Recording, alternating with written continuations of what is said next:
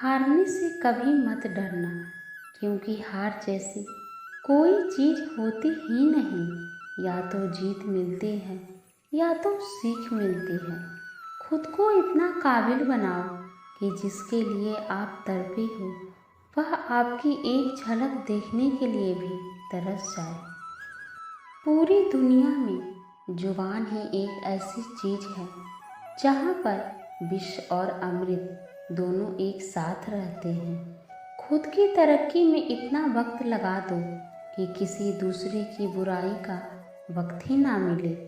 जिंदगी में जितना शांत रहोगे अपने आप को हमेशा उतना ही मजबूत पाओगे, क्योंकि लोहा ठंडा होने पर ही मजबूत होता है। चाहे लड़ो चाहे झगड़ो, लेकिन अपने परिवार से अलग होने की बात कभी मत सोचना, क्योंकि उन पत्तों की कोई कीमत नहीं होती जो डाल से टूटकर गिर जाते हैं।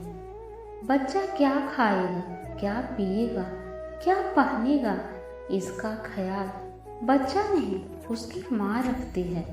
हमें क्या देना है क्या नहीं देना, इसका ध्यान स्वयं श्री कृष्ण रखते हैं। दिल के अच्छे और सच्चे लोग भले अकेले रह जाएं, लेकिन उनका साथ भगवान हमेशा देते हैं। जिसे अकेले में रोकर चुप होना आता है और अपना दर्द छुपाना भी आता है, वो इंसान आज दुनिया में सबसे ताकतवर है। उनका वादा भी अजीब था कि जिंदगी भर साथ निभाएंगे। हमने भी नहीं पूछा कि प्रेम के साथ या बातों के साथ। बातें तुमसे हो या ना हो, फिक्र तो तुम्हारी हर रोज रहती है। प्रेम यदि पक्का हो तो विवाद चाहे कितना भी गहरा हो, संबंध शेष रह जाते हैं। वह आदमी वास्तव में बुद्धिमान होता है जो क्रोध में भी गलत बात मुंह से नहीं निकालता। विचारों को वश में रखिए, वो तुम्हारे शब्द बनेंगे। शब्दों को वश में रखिए, वो तुम्हारे कर्म बनेंगे। कर्मों को वश में रखिए, वो तुम्हारी आदत बनेंगी। आदतों को वश में रखिए, वो तुम्हारा चरित्र बनेगा। चरित्र को वश में रखिए, वो तुम्हारा भाग्य बनेगा।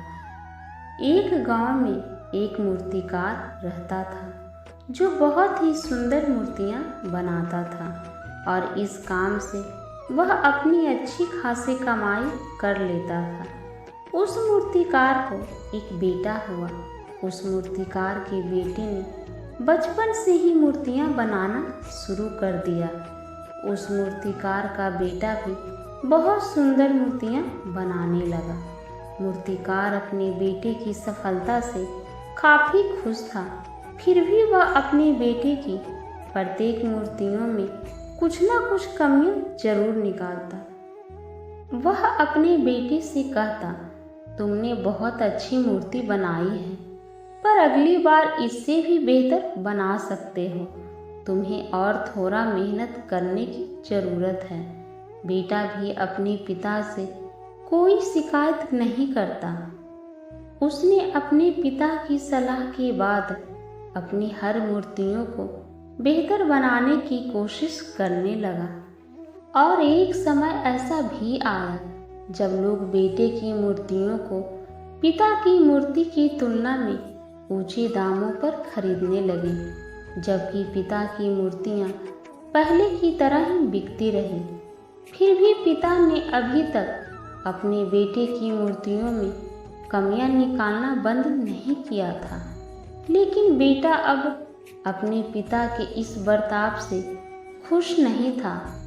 फिर भी वह बिना दिमाग लगाए अपने उन कमियों को स्वीकार करता रहा और पिता के सुझावों के अनुसार अपनी मूर्तियों में सुधार करता रहा। आखिरकार एक दिन ऐसा भी आया जब उसके पिता ने उसकी बनाई मूर्तियों में कमियां निकालनी चाहिए, तो बेटे का धैर्य जवाब दे गया। बेटे ने कहा, पिताजी, आप अगर इतने अच्छे मूर्तिकार होते तो आपकी मूर्तियां मेरी मूर्तियों से कम कीमत पर नहीं बिकती।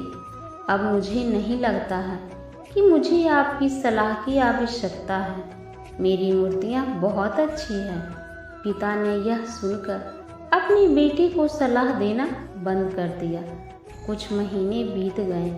बेटा बहुत खुश था, लेकिन फिर भी उसे एहसास हुआ कि उसकी मूर्तियों की अब उतनी तारीफ नहीं होती जितनी पहले होती थी, और अब उसकी मूर्तियों की कीमत घट गई थी। पहले तो उसे कुछ समझ नहीं आया, लेकिन फिर वह अपने पिता के पास गया और उनसे मदद करने को कहा। पिता ने बड़ी शांति से बेटे को बात सुनाई, मानो वह पहले से जानते थे कि ऐसा दिन जरूर आएगा। पिता के चेहरे को देखकर यह महसूस किया और पूछा, क्या आप पहले से जानते थे कि ऐसा कुछ होने वाला है? पिता ने उत्तर दिया, हाँ, मैं भी बरसों इन परिस्थितियों से गुजर चुका हूँ। तो बेटे ने कहा, फिर आपको मुझे यह बात तभी बता देनी चाहिए थी। पिता ने उत्तर दिया, शायद तब तुम मेरी बात नहीं समझ पाते।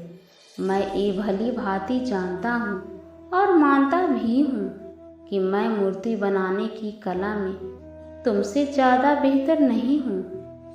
ऐसा भी हो सकता है कि मूर्तियों के बारे में मेरी सलाह गलत हो, और ऐसा नहीं है कि सिर्फ मेरी सलाह से तुम्हारी मूर्तियाँ बेहतर हो गई।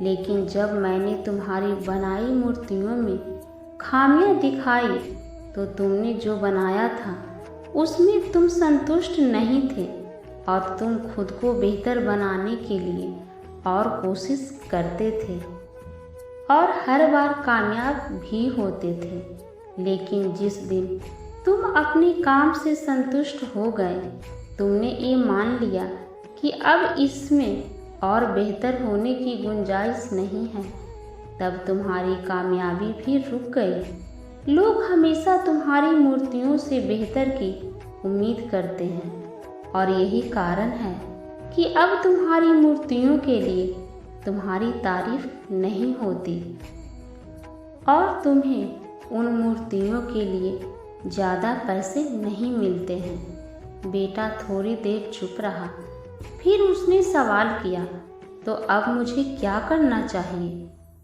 तो पिता ने उसे एक बात कही, असंतुष्ट होना सीख लो। यह हमेशा मानकर चलो कि तुम्हें और बेहतर होने की ज़रूरत है, और यही एक बात है जो हमेशा आगे बढ़ने में प्रेरित करेगा, तुम्हें हमेशा बेहतर बनाए रखेगा।